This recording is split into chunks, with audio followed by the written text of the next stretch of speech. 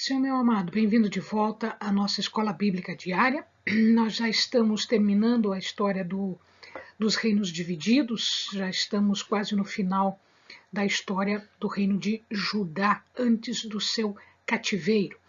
Então, pega a sua Bíblia, pega o seu caderno de estudos, ora ao Senhor, pede a Ele discernimento, entendimento, conhecimento, sabedoria, pede a Ele proteção para que nós possamos desvendar dos seus mistérios. Muito bem, então já vimos a expatriação de Manassés, já vimos o que aconteceu quando ele se arrependeu, e agora nós vamos ver a sua descendência, a sua sequência, que é a tentativa de reforma de Josias. Muito bem, entre Manassés e Josias nós temos Amon. Amon é o sucessor de Manassés e ele tenta reverter todas essas práticas idólatras que anteriormente haviam sido feitas por Manassés. Toda aquela instituição de idolatria, politeísmo, agora é revertida ou inicia-se a reversão anterior. Mas ele não vai muito longe porque ele é assassinado por alguns escravos.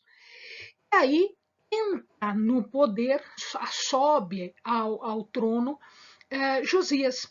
Josias ele faz uma das maiores reformas políticas e religiosas, sociais que Judá já viu.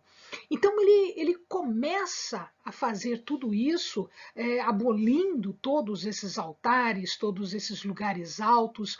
E aí, como o templo estava sendo relegado, esquecido, o que ele faz? Ele tenta uma reforma física mesmo, ou seja, ele está tentando arrumar o templo.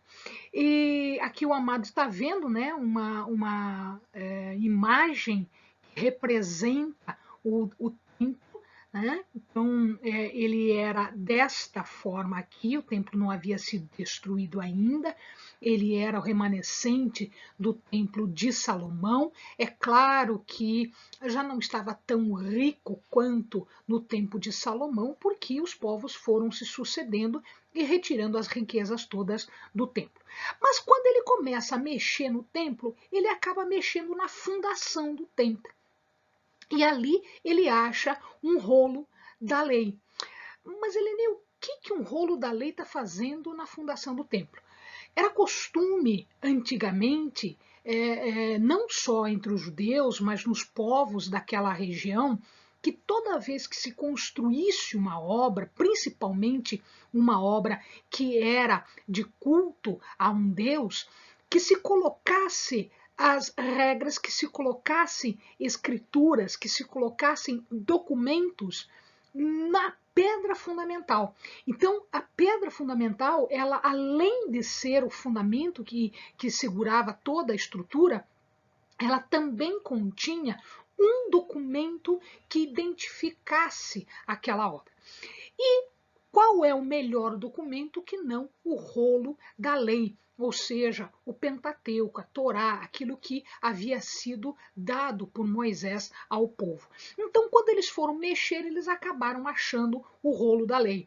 E aí, quando eles viram aquilo, eles ficaram muito assustados, foram para o rei, mostraram para o rei leu, rasgou as suas vestes de preocupação e ele pediu então que se procurasse uma profetisa para saber de Deus o que seria dali para frente. E a profetisa encontrada naquela época era a profetisa Ulda. E ela, na verdade, consulta a Deus e Deus fala para ela que ele está muito irado, ele está muito contrariado por tudo que o povo tinha feito, por tudo que os reis tinham feito, né? Por toda a idolatria, por todo o desvio da lei. E então, aí, Josias tenta voltar ao bom caminho. Nesse tempo, a Síria já estava dominando grande parte da região, já havia dominado a capital de Israel, o reino do norte, né, Samaria, e ele estava marchando, estava conquistando. O próprio Judá corria risco de ser conquistada pela Assíria. O que acontece então é que o Egito consegue se levantar, ele consegue reunir forças e ele vem marchando aqui pela Filístia. Então ele vem marchando do ladinho, ó, Jerusalém está aqui, e ele vai andando por aqui e ele vai fazer guerra com a Síria. Então, o faraó, de nome Neco, a Bíblia fala que o faraó Neco, ele pede passagem para Josias para fazer a passagem de todo o seu exército por ali. Mas Josias, ele era mais amigo da Babilônia do que da Síria. Então ele estava querendo mesmo que a Babilônia, que estava agora se levantando, que estava enfrentando a Síria, ele queria mais que a Babilônia dominasse a Assíria. Então, Neco, quando foi para a guerra, na verdade, ele se levanta para ajudar a Assíria. Ele se levanta para juntar forças com a Assíria, né, apesar dele ter sido dominado antes, mas ele estava com medo que a Babilônia o dominasse.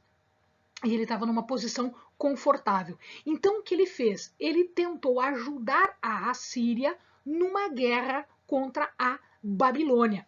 E aí, quando ele pede passagem para ir a essa guerra, ajudar a Assíria, na verdade, Josias faz o contrário, ele não permite ele passar, muito pelo contrário, ele sai com as suas tropas de encontro ao faraó Neco, que está com as suas tropas por ali já, e ele faz guerra a Neco. Só que Neco tem um exército muito mais forte do que Josias, e o próprio Josias acaba morrendo neste confronto. Quando Josias morre em Megido, uma região um pouquinho mais para cima de Jerusalém, né, o seu filho Jeoacás, ele sobe ao trono. Mas ele não fica muito tempo, ele fica 3 meses. Por quê? Porque como foi Neco quem matou Josias, ele entende que venceu a batalha e, portanto, ele pode dizer quem vai suceder no lugar de Josias. E ele não quer Jeoacás. Jeoacás fica por 3 meses lá e logo em seguida Joaquim, não Jeoacás, Joaquim, irmão dele, vai ser colocado no poder. Por quê? Porque Neco achava que Joaquim era melhor para os seus interesses do que Jeoacás. Mas ele faz mais. Ele muda o nome de Joaquim para Eliaquim. E, óbvio, como ele é um rei títere, que a gente fala, né? É um rei manipulável, é um rei que o próprio faraó colocou, ele também faz o Judá tributário do Egito. Então, Judá cai de novo nas mãos do Egito em termos de pagar tributo para o faraó Neco. E aí, Neco, todo feliz porque venceu, o que ele faz? Ele vai agora e ele faz guerra com Nabucodonosor. Nabucodonosor guerreia contra a Síria e contra Faraó Neco, contra o Egito. A guerra se dá numa região chamada Carquemes. E nesta região, Nabucodonosor já estava vindo conquistando tudo, ele acaba por derrotar a Assíria e o Egito. E, portanto, aí ele saindo vencedor, ele ganha bastante território. Amém, amados? Bons estudos!